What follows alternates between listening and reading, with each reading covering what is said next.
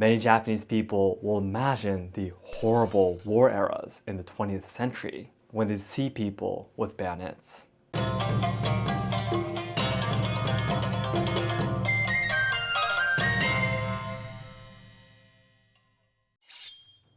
皆さんこんにちは and welcome to Let's Ask Shogo. Kendo is Japan's most practiced budo martial art, with more than 1.7 million trainees and 2.5 million in the whole world. You too might be a kendo-ka yourself. However, have you ever heard of jukendo before? Although they have very similar names, they are two very different martial arts. And many Japanese actually don't know too much about it either. So today, I'll explain the three main differences between kendo and jukendo. Also, at the end of the video, I will explain why there are some people who are against teaching jukendo to children in Japan. Kendo is considered a wonderful way to educate and train our kids, but why not jukendo? I hope you can watch this video till the end to find out. In this channel, you can take a closer look at Japanese traditional culture, tips on traveling to Kyoto, and social problems in Japan. So learners and lovers of Japanese language and culture, be sure to subscribe to enjoy more content. それでは本日も参りましょう。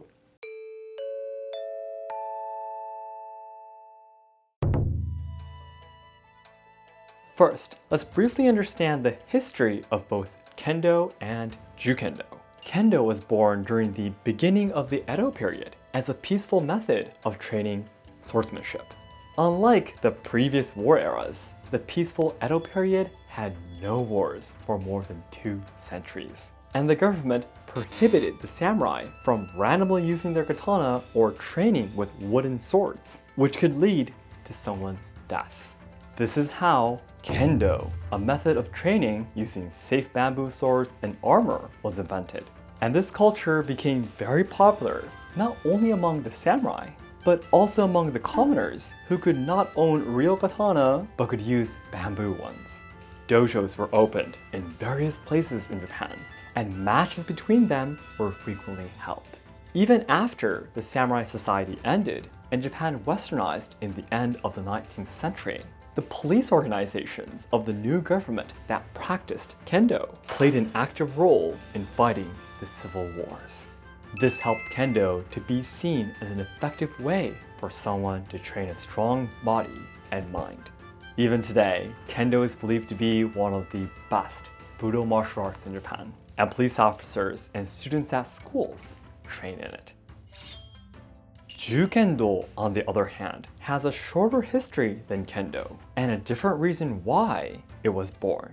After Japan westernized in the Meiji Restoration, the main weapon used by soldiers became the guns with short swords on the end imported from France. Or in other words, the bayonet, called juken in Japanese. Ju means gun and ken means sword. So the origin of jukendo was the skills created by mixing Japanese traditional spear techniques and the theories of kendo, specifically for the Japanese soldiers to fight with the bayonet in the post-wars of the 19th and 20th century. After Japan lost World War II in 1945, the All-Japan Jukendo Federation was born in 1956. And this budo was reborn as a modern martial art centered on competition, removing the tactical content that was included before the wars. Listening to each history, I believe you already noticed quite a lot of differences. But let's clear it out and take a closer look at 3 more to deepen our understanding. 1. The equipments you need for training.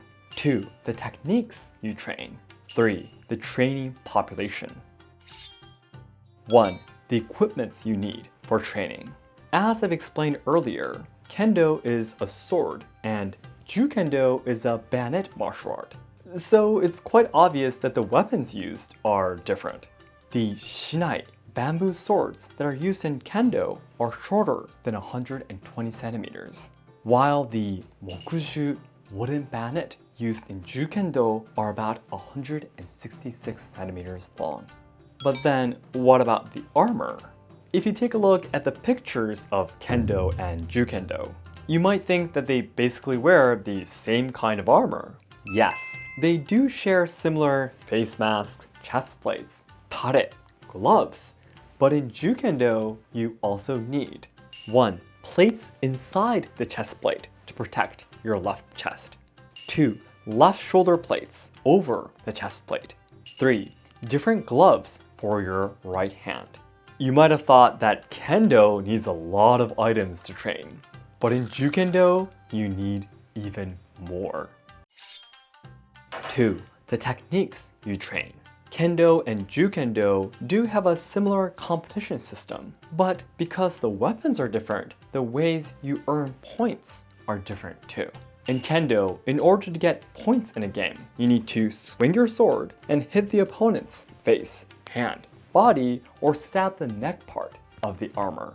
In jukendo, because the weapon is not a sword, but almost like a spear, you do not swing it like a shinai, but only stab the opponent's body, throat, hand, and shoulder to get points. For further information about the game rules, please check out each federation's websites in the description box. 3. The training population. As I've explained in the beginning of this video, there are about 1.7 million kendo trainees in Japan, which makes it the most popular budo. This large number of trainees comes from the big populations of police officers and students in club activities training kendo. On the other hand, jukendo only has a population about 30,000, and 80 to 90% of the trainees are troops who belong to the Japanese self-defense force.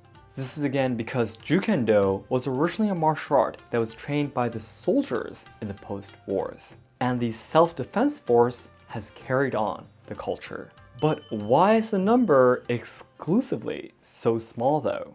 Let's take a look at the last chapter to find out why. Then lastly, before I end this video, I'd like to share with you a debate that has been going on in Japan for the past few years regarding jukendo. At Japanese middle schools, learning a budo martial art is mandatory in its curriculum. But in 2017, the government set 9 martial arts, including jukendo, as one of the budo that schools can choose from to teach their students. The inclusion of jukendo as one of the 9 martial arts brought debate in Japan, with many people surprised, scared, and against this decision. These are some of their assertions. 1. Jukendo were skills that were taught during the fascism, militarism era of Japan. Why bother to teach something that reminds us of such a horrible time? 2. Jukendo is a martial art that teaches to stab, and this is very dangerous for children to train because it could easily lead to injuries. Many Japanese people will imagine the horrible war eras in the 20th century when they see people with bayonets and fear that Japan is heading in the wrong direction again by promoting such martial art. Of course, the All Japan Jukendo Federation has clearly pointed out in their official websites that it has completely wiped out the tactical content before the war. And there are some who say that it's now basically the same as kendo. But taking a look at the number of people training in jukendo, you can understand that there are surely more people who feel resistance towards it. And as a fact, it is still trained mainly by the self-defense force troops. But then why did the government desperately add jukendo to the curriculum, even though it's receiving much resistance? When they defined the 9 budo martial arts to be taught at schools, they officially stated this as the reason why. From the perspective of deepening understanding of Japan's unique traditions and culture in the midst of a globalizing society, further improvements will be made to the content and other aspects of the program so that students can be exposed to the unique Japanese concept of budo. This is a very ambiguous answer. And there are many people protesting that jukendo, which clearly has a shorter history compared to the other budo martial arts, cannot be considered as a way to deepen our understanding towards Japanese traditional culture. Even if it was, what kind of culture is the government trying to deepen? It's often said that there must be a different intention to this, and many are very afraid that Japan is heading towards a militaristic country once again. What do you think about this? Do you think it's possible that jukendo can completely forget the past and become a new martial art, which is meant to train a strong body and mind like the other budo martial arts? My opinion is that the existence of jukendo as a martial art is not a problem, because other martial arts too were once techniques to actually hurt and kill someone. It's not just jukendo. But on the other hand, I believe that teaching it as one of the subjects in compulsory school education is unnecessary. There are many Asian countries that have suffered invasions by the Japanese army in the past, and the existence of jukendo and its original backgrounds may be associated with these horrible memories. To teach Japanese students budo that actually has a long history to keep them safe, and for better relationships with neighboring countries, I am also a person who is against teaching jukendo at school. Then lastly, today's conclusion. Kendo was born during the beginning of the Edo period as a peaceful method of training swordsmanship using bamboo swords and armor, and was popular among both samurai and commoners. Even after Japan westernized, it was seen as an effective way for someone to train a strong body and mind, and today it is believed to be one of the best budo martial arts in Japan. Jukendo has a shorter history than kendo and was born after Japan westernized in the Meiji Restoration, when the main weapon used by the soldiers became the juken bayonet in the post-wars of the 19th and 20th century. After Japan lost World War II, jukendo was reborn as a modern martial art centered on competition. The three main differences between kendo and jukendo are: 1. The equipments you need for training. The weapons are different, and jukendo wears more armor than kendo. 2. The techniques you train. Kendo mainly teaches to hit, but jukendo only teaches to stab. 3. The training population. Kendo has about 1.7 million, while jukendo only has about 30,000. Some people are against teaching jukendo at schools because 1. Jukendo were skills that were taught during the fascism, militarism era of Japan. Why bother to teach something that reminds us of such a horrible time? 2. Jukendo is a martial art that teaches to stab, and this is very dangerous for children to train because it could easily lead to injuries. Although I think that the existence of the martial art jukendo itself is not a problem, I believe that teaching it as one of the mandatory subjects in compulsory school education is unnecessary. That's it for today. Thank you very much for watching. If this video helped you to deepen your understanding towards Japanese budo martial arts, please hit the like button to help me boost this video to more people. And my goal is to achieve 1 million subscribers by January 2023, and your help would mean a lot. Also, please check out our sub-channel and membership through the link inside the description box. Thanks again, and I'll see you in my next video. どうもありがとうございました。